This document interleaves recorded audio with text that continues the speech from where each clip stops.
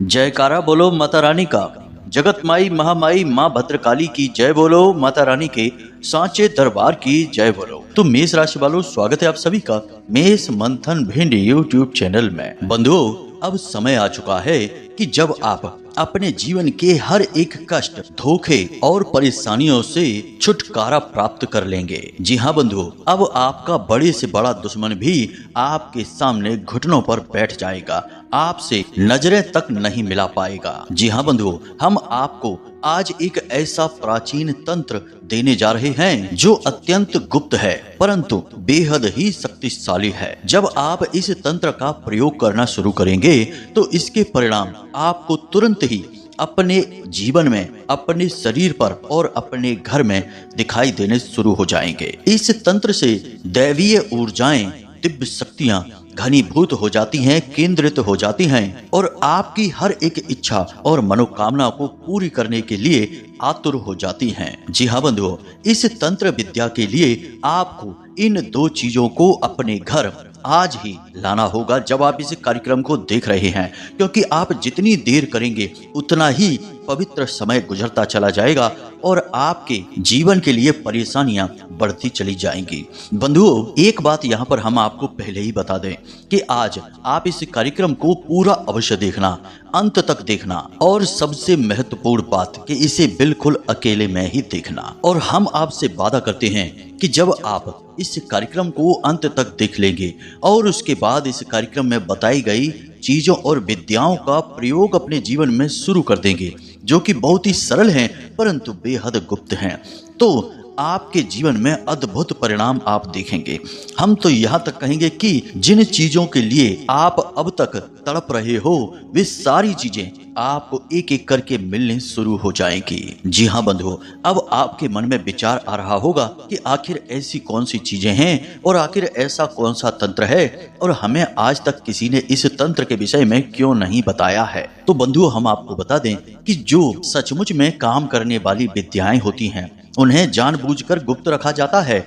उन विद्याओं को अगर सरेआम सबको बता दिया जाएगा तो उनकी जो ऊर्जाएं हैं, उनकी जो शक्ति है वह धीमी पड़ने लगती है, कमजोर पड़ने लगती है। इसीलिए हम आपसे कह रहे हैं कि इस कार्यक्रम में बताई गई बातों को किसी को मत बताना, चुपचाप अकेले में देखना और खुद से ही इनका प्रयोग करना शुरू कर देना। यदि आप इन चीजों का प्रचार करना शुरू कर देंगे तो इनकी शक्ति कमजोर पड़ने लगेगी। जी हाँ बंधुओं, तो अब ज्यादा समय खराब ना करते हुए चलिए अपने मुख्य विषय की शुरुआत करते हैं। माता रानी का नाम लेते हुए कमेंट बॉक्स में पूरे भक्ति भाव के साथ लिख डालना, जय माँ भद्रकाली रक्षा करो। माता रानी निश्चित तौर पर आपके ऊपर कृपा करेंगी, आपकी रक्षा करेंगी, हमें पूर्ण विश्वास है। इसी के साथ साथ बंधुओं, यदि आप इस चैनल कार्यक्रम पर पहली बार आए हैं तो आप इसे सब्सक्राइब अवश्य कर लें। इसमें आपका ही लाभ है बंधुओं, क्योंकि हम हर रोज ऐसे ही ज्ञान से भरपूर जीवन को बदल देने वाले कार्यक्रम लेकर आते रहते हैं। तो चलिए बंधुओं, चैनल को सब्सक्राइब करिए, फिर आगे बढ़ते हैं। बंधुओं, अब पछताने होत का जब चिड़िया चुगे खेत। कहने का मतलब यह है कि लोग अक्सर जीवन में बड़े बड़े कार्य कर लेते हैं, काम धंधे व्यापार की शुरुआत कर लेते हैं, नौकरी कर लेते हैं, विवाह संबंध तक कर डालते हैं।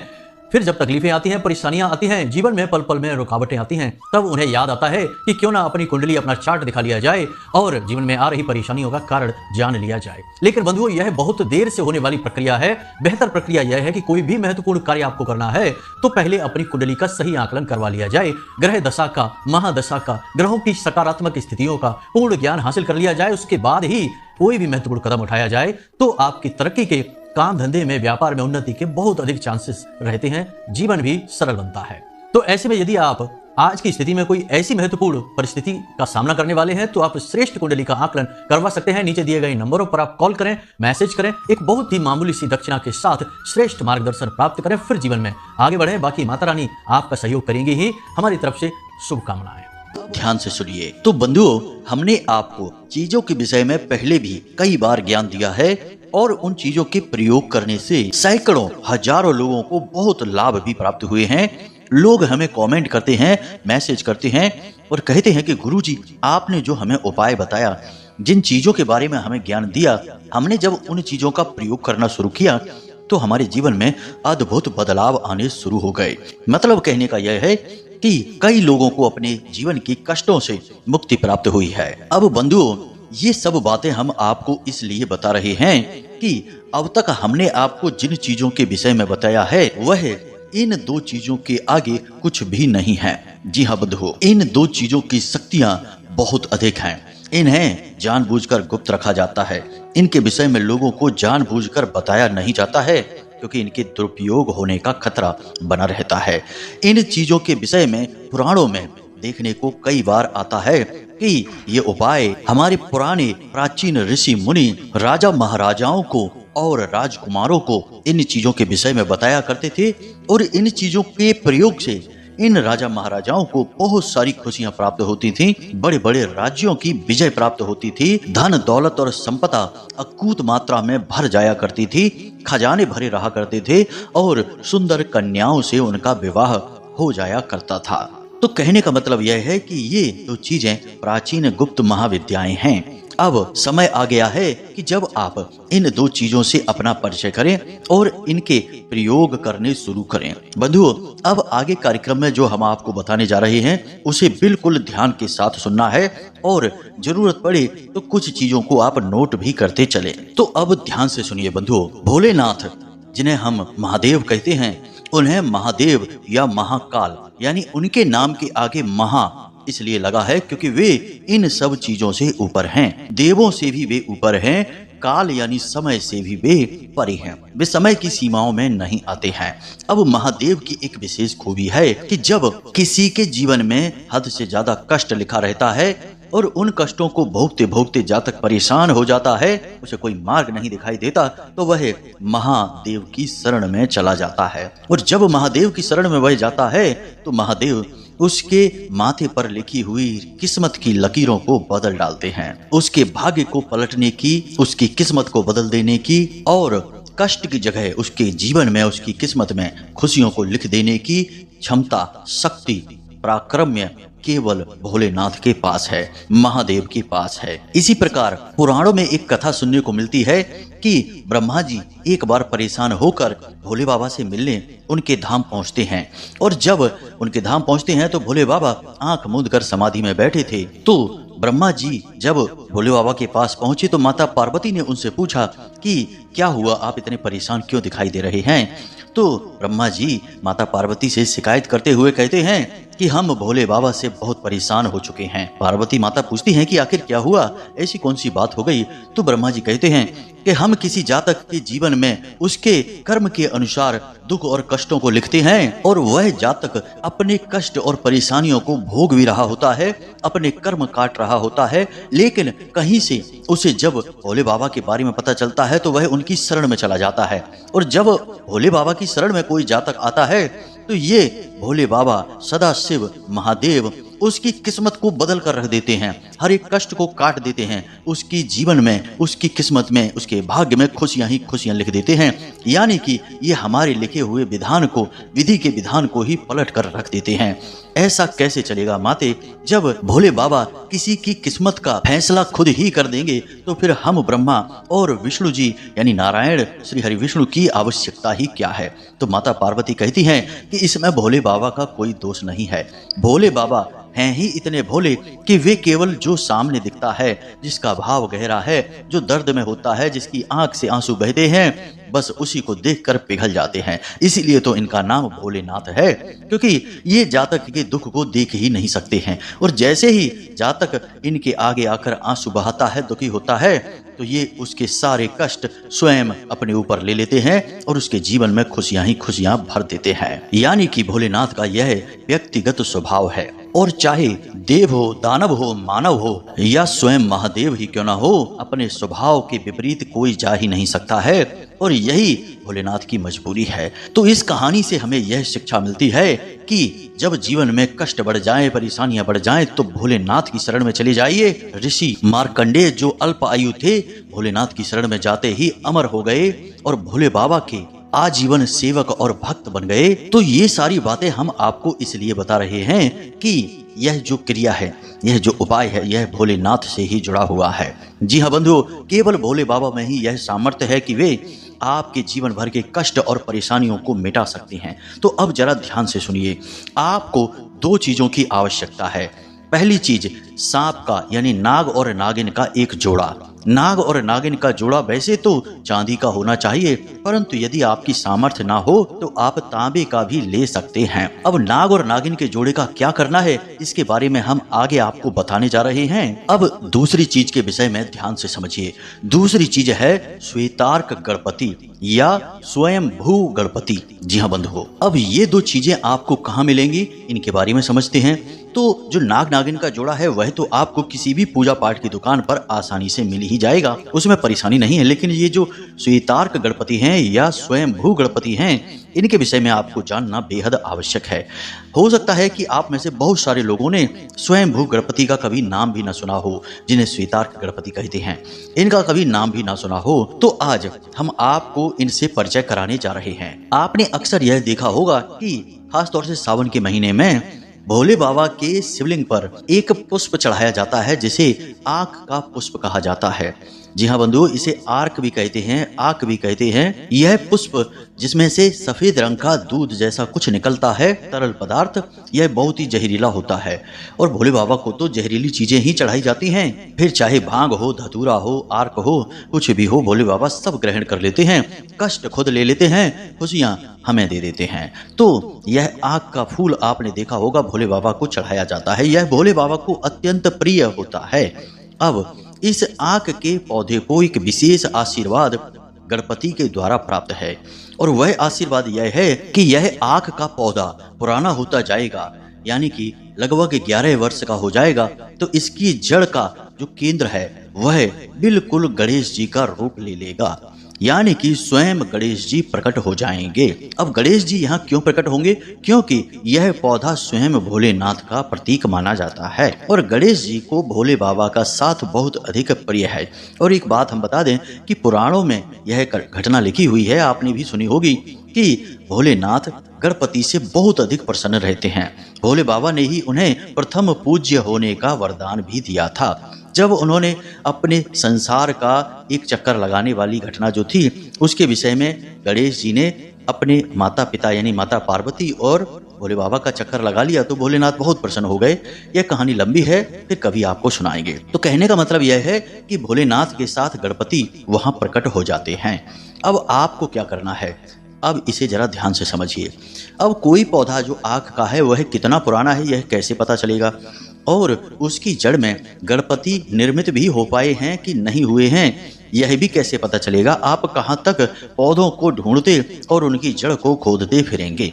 तो इसके लिए हमारे शास्त्रों में यानी शिव पुराण में भी लिखा हुआ है कि यदि कोई जातक सफेद आंख के पौधे की जड़ को लेकर आ जाए और उसे गंगा जल से स्नान करा के पूर्ण पवित्रता के साथ विधि विधान के साथ अपने घर में लाकर रख ले तो वह गणपति का रूप ही माना जाता है, चाहे उसमें स्वयं भू गणपति प्रकट हुए हों या नहीं, क्योंकि इस पौधे को आशीर्वाद प्राप्त है कि इसकी जड़ में गणपति प्रकट होंगे 11 वर्ष के बाद। अब जब प्रकट होंगे तब तो वह गणपति का रूप बन ही जाएगा, लेकिन उससे पहले भी वह स्वयं भोलेनाथ और गणपति का प्रतीक ही माना जाता है। तो उम्मीद है कि यहाँ तक आपको बातें समझ में आ गई होंगी। नाग नागिन का एक जोड़ा और श्वेतार्क गणपति यानी स्वयं भू गणपति का प्रतीक आंख के पौधे की जड़। छोटा सा एक टुकड़ा आपको लेना है, पूरी जड़ नहीं खोदनी है, पौधे को तहस नहस नहीं करना है, उसे ज्यों का त्यों लगा रहने देना है, थोड़ी सी उसकी जड़ को खोदकर अपने घर लेकर आ जाना है। अब शास्त्रों में श्वेतार्क गणपति के कई प्रयोग लिखे हुए हैं, क्योंकि हर एक जातक के जीवन में कष्ट अलग अलग रूप में होते हैं। कोई कर्ज से परेशान है, किसी का व्यापार नहीं चल रहा, किसी के जीवन में क्लेश मचा हुआ है, परिवार में शांति नहीं है, यानी कि अलग अलग रूपों में इनके अलग अलग प्रयोग हैं। तो अब कैसे करने हैं इनके प्रयोग, इसे आप जरा ध्यान से समझिए। यदि आपको शत्रु से परेशानी है, यानी कि आपके शत्रु अधिक हैं, आपके खिलाफ षड्यंत्र रचते रहते हैं, यहाँ तक कि तंत्र मंत्र बाधाएं भी आपके जीवन में खड़ी होती रहती हैं, तो आपको शनिवार के दिन श्वेतार्क गणपति अपने घर लाना है, यानी कि सफेद आंख के पौधे की जड़ को थोड़ा सा टुकड़ा खोद कर काट कर अपने घर लाना है और फिर इसे रात्रि के समय पूजन करना है, यानी कि गाय के घी का दीपक जलाना है और इसे शुद्ध करने के बाद सिद्ध किया जाता है। सिद्ध करने के लिए ओम गम गणपतये नमः इस मंत्र की एक माला जाप आपको करनी है। उसके बाद आपको ओम भैरवाय नमः। जी हाँ बंधुओं, ध्यान से सुन लें, ओम भैरवाय नमः। भगवान भोलेनाथ के भैरव स्वरूप में इस श्वेतार्क गणपति को सिद्ध किया जाएगा। फिर इसके बाद 4 जोड़ी लौंग की और एक लोहे का छल्ला, जिसे उंगली में हम पहनते हैं वैसा एक लोहे का छल्ला आपको चाहिए, और काले कपड़े में आपको इन चीजों को लपेटना है। काले धागे से लपेटकर पोटली का रूप दे देना है और इसे अपने घर के मुख्य दरवाजे पर रात्रि के समय ही बांध देना है। इस प्रकार से बांधना है कि यह किसी को दिखाई न दे, छिपा रहे। बस इससे आपके जीवन की हर एक नकारात्मक ऊर्जा, तंत्र मंत्र बाधा, नजर टोना टोटका सब कुछ अपने आप समाप्त हो जाएगा। किसी ने जानबूझकर यदि आपके ऊपर तंत्र क्रिया कर रखी है तो वह तांत्रिक क्रिया वापस उसी के पास चली जाएगी। जी हाँ बंधुओं, इसी प्रकार यदि आपको धन लक्ष्मी को यानी स्थायी लक्ष्मी को अपने जीवन में आकर्षित करना है, अब पैसे तो जीवन में आते रहते हैं और खर्च भी होते रहते हैं, तो इसे लक्ष्मी का आगमन नहीं कहेंगे, क्योंकि एक हाथ से पैसा आया और दूसरे हाथ से निकल गया, आपके पास कुछ भी नहीं बचा, तो यह लक्ष्मी का आगमन नहीं है, यह जीवन यापन चल रहा है। लक्ष्मी का आगमन या स्थायी लक्ष्मी का निवास उसे कहते हैं कि जब पैसा आए और पैसा खर्च भी हो, परंतु कुछ इस प्रकार का आपके जीवन में धन का प्रवाह हो कि आपकी तिजोरियां भी भरती चली जाएं, आपके बैंक बैलेंस भी भरते चले जाएं और आपके खर्चे भी अच्छी तरह से पूरे होते रहें, यानी कि इसे ही स्थायी लक्ष्मी का वास कहा जाएगा। तो यह वास यदि आपको चाहिए तो इसके लिए आपको क्या करना है, इसे जरा ध्यान से सुनिए। आपको पीले कपड़े में श्वेतार्क गणपति की पोटली बनानी है और बिल्कुल उसी विधि के साथ रात्रि के समय गाय के घी का दीपक जलाना है और इस श्वेतार्क गणपति को शुद्ध करने के बाद सिद्ध करेंगे। उसी प्रकार से मंत्रों का उच्चारण करेंगे। ओम गम गणपतये नमः, एक माला इसकी जाप करेंगे। उसके बाद ओम श्रीम महालक्ष्मी नमः, इस मंत्र का एक माला जाप करेंगे। मंत्र एक बार फिर से ध्यान से सुने, ओम श्रीम महालक्ष्मी नमः। इसके बाद आप उसी पीले रंग के कपड़े की पोटली बनाएंगे, साथ में थोड़ी सी कुछ चीजें और रखेंगे, यानी एक हल्दी की गांठ रखेंगे, एक चांदी का सिक्का रखेंगे और एक जोड़ी लक्ष्मी कौड़ियां रखनी है। लक्ष्मी कौड़ी आपको पूजा पाठ की दुकान पर मिल जाएगी। अब इसकी पोटली बनाकर आपको पीले धागे से लपेटकर ही पोटली बनाना है, यह याद रखना। इसकी पोटली बनाकर आपको अपने घर की उस स्थान पर रखना है जहां आप पैसे रखते हैं, चाहे वह कोई अलमारी हो, चाहे वह तिजोरी हो, कोई भी ऐसी जगह जहां आप लाकर अपने पैसे रखते हैं, उसी स्थान पर आपको इस पोटली को रख देना है। अब इसी प्रकार के व्यापार को बढ़ाने के, कर्ज से मुक्ति प्राप्त करने के, जीवन में प्रेम संबंध को आकर्षित करने के, पति पत्नी के बीच में यदि प्रेम नहीं है, आपसी प्यार समाप्त हो चुका है, तो उसे किस प्रकार वापस लेकर आएं और फिर से प्रेममय जीवन कैसे बनाएं, इसके बहुत सारे प्रयोग होते हैं श्वेतार्क गणपति के, परंतु उनके विषय में हम आज बात नहीं करेंगे, वरना हमारा कार्यक्रम बहुत अधिक लंबा हो जाएगा। अभी फिलहाल हमने 2 प्रयोग आपको बता दिए हैं, इन्हें आप अवश्य कर लें, दोनों ही प्रयोगों को आप कर लें। अब बात करते हैं अपने मूल प्रयोग की, उस नाग नागिन के जोड़े की जिसे आप लेकर आए हैं। इस जोड़े को आपको सोमवार के दिन लेकर आना है अपने घर में, गंगा जल के साथ इसे शुद्ध कर लेना है। और इसे सिद्ध कैसे करेंगे, इसे जरा ध्यान से सुनिए। तो सोमवार के दिन आपको भोलेनाथ के मंदिर पर जाना है और वहां पर शिवलिंग के ऊपर आपको इस नाग नागिन के जोड़े को रख देना है। रुद्राक्ष की माला के साथ आपको पंचाक्षरी मंत्र 1 माला कम से कम जाप करनी है। वैसे तो नियम के अनुसार 11 माला जाप करनी चाहिए, परंतु यदि समय का अभाव है तो आप 1 माला जाप करेंगे तब भी चल जाएगा। तो हमारे अनुसार तो आप 11 माला जाप करें, मंत्र छोटा ही है, जाप करने में अधिक से अधिक आपको 1-1.25 घंटा लगेगा, ज्यादा नहीं लगेगा और कम ही लगेगा। बस इस बात का ख्याल रखना कि मंत्र शुद्ध होना चाहिए। मंत्र पंचाक्षरी आप जानते ही हैं, ओम नमः शिवाय, इस प्रकार आपको शुद्ध उच्चारण करना है। जल्दबाजी में ओम नमः शिवाय ऐसे नहीं करना है, ओम नमः शिवाय इस प्रकार से आपको पूर्ण उच्चारण करना है। तो आप 11 माला जाप करें। उसके बाद जलाधारी से जो जल निकल रहा है उस जल को थोड़ा सा लोटे में अपने ले लें और उसी जल में आप इन नाग नागिन के जोड़े को भी डालकर रख दें। अब आप अपने घर वापस आ जाएं। आपके घर में एक कोना है जिसे हम ईशान कोण कहते हैं। ईशान यानी भोले बाबा, उनका ही नाम है। तो ईशान कोण में आप, यदि आपका घर कच्चा है, वह ईशान कोण कहाँ है आप जानते हैं, पूर्व दिशा और उत्तर दिशा के ठीक बीचों बीच के कोने को ईशान कोण कहते हैं।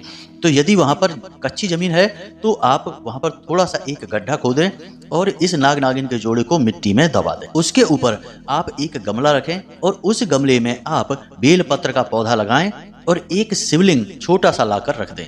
4 अंगुल से बड़ा शिवलिंग नहीं लाना है, एक शिवलिंग लाकर रख लें उस बेल पत्र के पौधे के ठीक नीचे, और प्रतिदिन उस शिवलिंग के ऊपर थोड़ा सा जल आप अर्पित करना शुरू कर दें। अब यदि ईशान कोण में जमीन कच्ची नहीं है, क्योंकि आजकल तो पक्के घर बनने लगे हैं, फर्श पर टाइल पत्थर वगैरह लगा रहता है, तो अगर ऐसा नहीं है तो आप वहां पर एक गमला रख दें और उस गमले में ही बिल्कुल तली में, बिल्कुल नीचाई में, बिल्कुल तली में इस नाग नागिन के जोड़े को रख दें।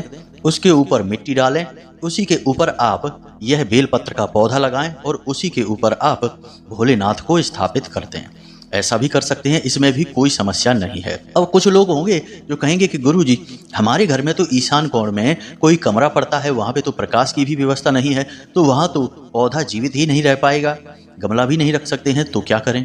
तो आपको 2 काम करने हैं। पहला कि ईशान कोण में यदि कोई कमरा पड़ता है तो उसे स्टोर रूम ना बनाएं, अपना बेडरूम ना बनाएं, उस कमरे को खाली रखें और हो सके तो उस कमरे को अपना पूजा घर बना लें, या बस यूं ही अपनी पढ़ाई लिखाई का या किसी और काम का, लेकिन 2-3 चीजें उसमें ना बनाएं। स्टोर रूम ना बनाएं, अपने घर का कबाड़ ना रखें, अपना बेडरूम ना बनाएं, अपना रसोई घर ना बनाएं, लेट और बाथ से जुड़े सामान वहां पर ना रखें और ना ही इस जगह पर ईशान कोण में लेट बाथ होने चाहिए।